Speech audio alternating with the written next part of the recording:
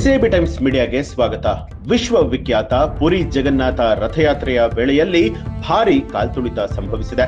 500ಕ್ಕೂ ಅಧಿಕ ಭಕ್ತರಿಗೆ ಗಾಯ, 40 ಮಂದಿಯ ಸ್ಥಿತಿ ಗಂಭೀರ.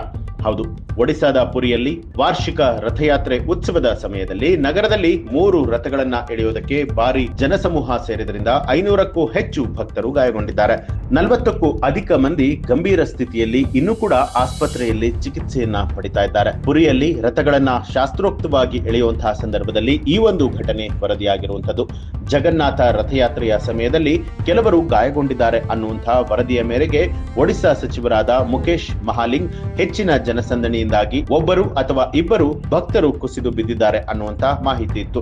ರಕ್ಷಣಾ ತಂಡಗಳು ಅವರನ್ನ ರಕ್ಷಣೆ ಮಾಡಿ ತಕ್ಷಣ ಆಸ್ಪತ್ರೆಗೆ ಕರೆದೊಯ್ದರು. ದೇವಾಲಯದ ಪ್ರವೇಶದಲ್ಲಿ ಪ್ರಾಥಮಿಕ ಆರೋಗ್ಯ ಕೇಂದ್ರಗಳು ಕೂಡ ಇದೆ. ಗ್ಲೂಕೋಸ್ ಹಾಗೂ ನೀರು ಸಮರ್ಪಕವಾಗಿ ಒದಗಿಸಲಾಗ್ತಾ ಇದೆಯಾ ಅನ್ನುವಂತ ಖಚಿತ ಮಾಹಿತಿಯನ್ನ ಪಡೆದುಕೊಳ್ಳೋದಕ್ಕೆ ನಾವು ಇಲ್ಲಿದ್ದೇವೆ.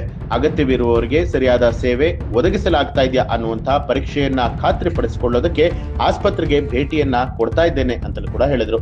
ಇನ್ನು ದಿನದ ಆರಂಭದಲ್ಲಿ 12ನೇ ಶತಮಾನದ ದೇವಾಲಯದ ಬಳಿಯಿಂದ ಶ್ರೀ ಗುಂಡೀಚಾ ದೇವಸ್ಥಾನದ ಕಡೆಗೆ ಹೋಗುವಂತಹ ರಸ್ತೆಯಲ್ಲಿ ಸಾವಿರಾರು ಜನರು ಜಗನ್ನಾಥ ಭಕ್ತರು ಹಾಗೆ ಬಲಭದ್ರ ರಥಗಳಿಗೆ ಜೋಡಿಸಲಾದಂತಹ ಹಗ್ಗಗಳನ್ನ ಎಳೆದಿದ್ದಾರೆ. ಶುಕ್ರವಾರ ರಥಯಾತ್ರೆಯ ಪ್ರಮುಖ ಭಾಗವೂ ಕೂಡ ಆರಂಭ ಆಗಿತ್ತು. ಒಡಿಶಾ ರಾಜ್ಯಪಾಲರಾದ ಹರಿಬಾಬು ಕಂಬಂಪತಿ, ಮುಖ್ಯಮಂತ್ರಿ ಮೋಹನ್ ಚರಣ್ ಮಾಂಜಿ ಹಾಗೆ ಅನೇಕ ಗಣ್ಯರು ಪುರಿಯಲ್ಲಿ ಜಗನ್ನಾಥ, ದೇವಿ ಸುಭದ್ರಾ ಹಾಗೂ ಬಲಭದ್ರರ ರಥಗಳನ್ನ ಎಳೆದರು.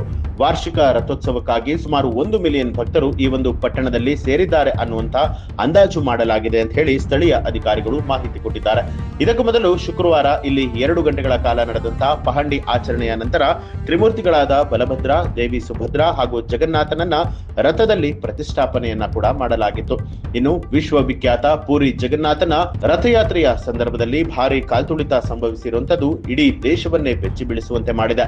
ಬರೋಬ್ಬರಿ 500ಕ್ಕೂ ಅಧಿಕ ಭಕ್ತರಿಗೆ ಗಾಯಗಳಾಗಿದೆ. 40ಕ್ಕೂ ಅಧಿಕ ಮಂದಿ ಗಂಭೀರವಾದಂತಹ ಗಾಯಗಳಿಂದ ಆಸ್ಪತ್ರೆಗೆ ದಾಖಲಾಗಿದ್ದಾರೆ. ಇನ್ನು ಈ ಒಂದು ಮಾಹಿತಿಗೆ ಸಂಬಂಧಪಟ್ಟ ಹಾಗೆ ನಿಮ್ಗೆ ಏನ್ ಅನ್ಸುತ್ತೆ ಅನ್ನೋದನ್ನ ಕಮೆಂಟ್ ಮಾಡಿ ತಿಳಿಸಿ. ಹಾಗೆ ನೀವಿನ್ನೂ ಕೂಡ ನಮ್ಮ ಚಾನೆಲ್ ಅನ್ನ ಸಬ್ಸ್ಕ್ರೈಬ್ ಮಾಡಿಲ್ಲ ಅನ್ನುವಂಥದ್ದಾದ್ರೆ ಈಗಲೇ ಸಬ್ಸ್ಕ್ರೈಬ್ ಮಾಡಿ ಬೆಲ್ ಐಕಾನ್ ಒತ್ತಿ.